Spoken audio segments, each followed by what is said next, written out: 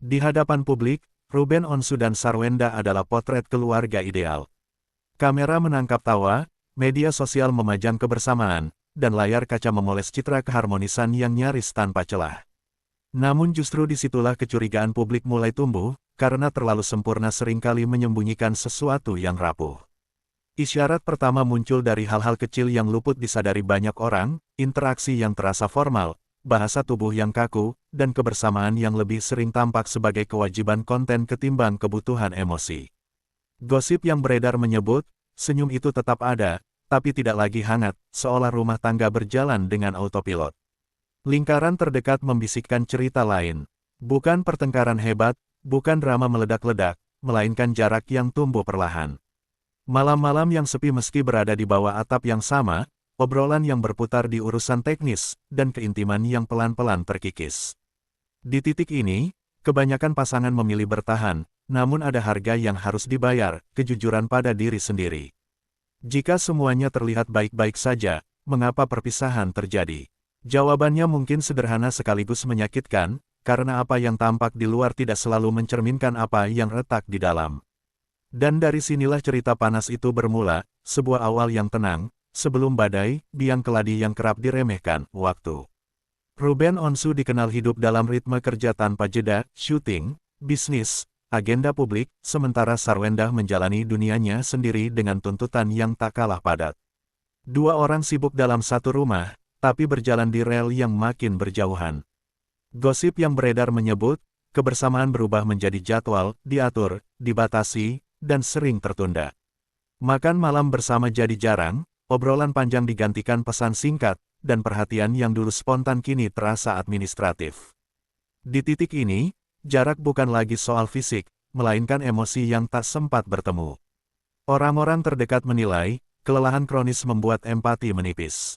Ketika satu pihak pulang dengan kepala penuh, dan pihak lain menunggu dengan harapan yang sama-sama lelah, kesalahpahaman tumbuh tanpa perlu pertengkaran. Yang tersisa hanyalah rutinitas, tenang di permukaan, kosong di dalam. Retak itu tidak terjadi semalam. Ia dibangun oleh hari-hari yang terlewat, oleh janji yang ditunda, dan oleh kebiasaan menomorduakan rumah demi dunia luar. Dan saat kedekatan tergerus perlahan, pertanyaan besar pun menggantung, apakah cinta bisa bertahan tanpa kehadiran yang utuh?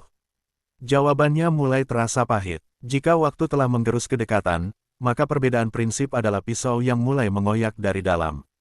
Di balik rutinitas yang padat, gosip menyebut Ruben Onsu dan Sarwenda mulai memandang hidup dari arah yang berbeda.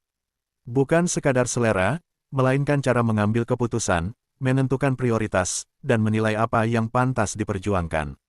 Sumber gosip menuturkan, perbedaan ini awalnya terasa kecil, bahkan dianggap wajar. Namun seiring waktu, ia berubah menjadi tarik-menarik yang melelahkan. Ketika satu pihak menginginkan ketenangan dan stabilitas, pihak lain justru didorong ambisi dan ekspansi. Di titik ini, kompromi bukan lagi solusi, melainkan pengorbanan sepihak yang menumpuk diam-diam.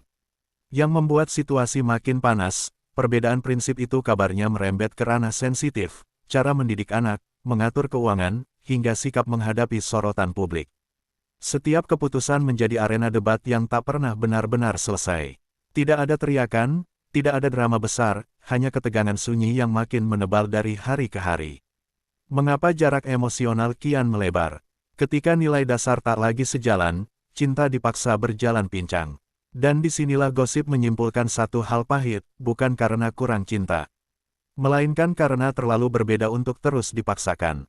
Pertanyaannya kini, berapa lama seseorang sanggup bertahan dalam hubungan yang menuntutnya mengalah tanpa henti? Setelah perbedaan prinsip tak lagi bisa ditawar, gosip menyebut luka mulai dipendam, bukan diselesaikan. Ruben Onsu dikenal sebagai sosok yang memilih diam daripada memperpanjang konflik. Ia menahan, mengalah, dan berharap waktu memperbaiki keadaan. Namun luka yang dipendam terlalu lama justru berubah menjadi beban, berat, sunyi, dan perlahan mematikan rasa. Di sisi lain, Sarwenda disebut berada dalam posisi serba salah. Ia menjalani perannya, tetap tampil kuat di depan publik, namun gosip beredar bahwa keluh kesah tak lagi menemukan ruang aman. Ketika dua orang sama-sama memilih menahan, komunikasi berubah menjadi formalitas, ada kata, tapi kehilangan makna. Lingkaran terdekat membisikkan, momen-momen kecil menjadi pemicu luka baru, keputusan sepihak, perhatian yang terlewat, dan respons yang terasa dingin. Tak ada ledakan emosi, namun justru ketiadaan reaksi yang paling menyakitkan. Dalam keheningan itu, kekecewaan tumbuh subur tanpa disadari. Luka yang dipendam tak pernah benar-benar sembuh, ia hanya menunggu saatnya muncul ke permukaan. Dan ketika ambang kesabaran terlampaui, pilihan yang tersisa terasa kejam namun jujur, bertahan dengan rasa hampa, atau mengakhiri demi menyelamatkan diri sendiri. Disinilah arah cerita mulai mengerucut, titik luka yang tak lagi tersembuhkan, publik mulai mengajukan satu pertanyaan klasik namun paling tajam, apakah ada pihak ketiga? Nama Ruben Onsu dan Sarwenda pun diseret ke pusaran spekulasi yang tak terhindarkan. Gosip beredar liar, menuding kehadiran sosok lain sebagai pemantik retaknya rumah tangga yang selama ini tampak kokoh. Namun sumber-sumber gosip justru mengarah ke kesimpulan yang lebih pahit dan menamparkan, bukan orang ketiga, melainkan rasa peduli yang memudar. Ketika perhatian tak lagi hadir, empati menipis, dan kehadiran emosional menghilang, hubungan bisa runtuh tanpa bantuan siapapun. Dalam keheningan itu, kesepian terasa meski berdua. Bisik-bisik dari lingkaran dekat menyebut, yang paling menyakitkan bukan dikhianati, melainkan diabaikan. Saat satu pihak membutuhkan dukungan, yang lain sibuk dengan dunianya sendiri. Saat ada harapan untuk didengar, yang datang justru kelelahan dan jarak. Disinilah gosip menilai, ketidakpedulian bekerja seperti racun, pelan, tak terlihat, tapi mematikan. Publik mungkin mencari wajah baru untuk disalahkan, namun cerita ini mengarah pada kebenaran yang lebih sederhana, hubungan bisa hancur tanpa drama perselingkuhan. Dan ketika rasa peduli tak lagi menjadi fondasi, keputusan besar pun mulai terasa tak terelakkan. Setelah ketidakpedulian menjadi racun yang merayap, gosip menyebut keputusan besar itu tak lahir dari emosi sesaat. Ruben Onsu dikabarkan memilih berhenti berharap pada perubahan yang tak kunjung datang. Ia menimbang diam-diam, malam demi malam, antara bertahan dalam kekosongan atau mengakhiri dengan kejujuran yang pahit. Sumber terdekat membisikkan, langkah ini terasa sepihak karena datang setelah fase menahan yang terlalu lama. Bukan tanpa usaha, bukan tanpa kompromi, tetapi ketika semua pintu dialog terasa tertutup, keputusan berubah menjadi soal keselamatan batin. Di titik itu, gosip menilai, bertahan justru berpotensi melahirkan luka baru yang lebih dalam. Di sisi lain, Sarwenda disebut terkejut oleh ketegasan yang jarang ia lihat sebelumnya. Keheningan yang selama ini dijaga tiba-tiba pecah oleh satu pilihan final.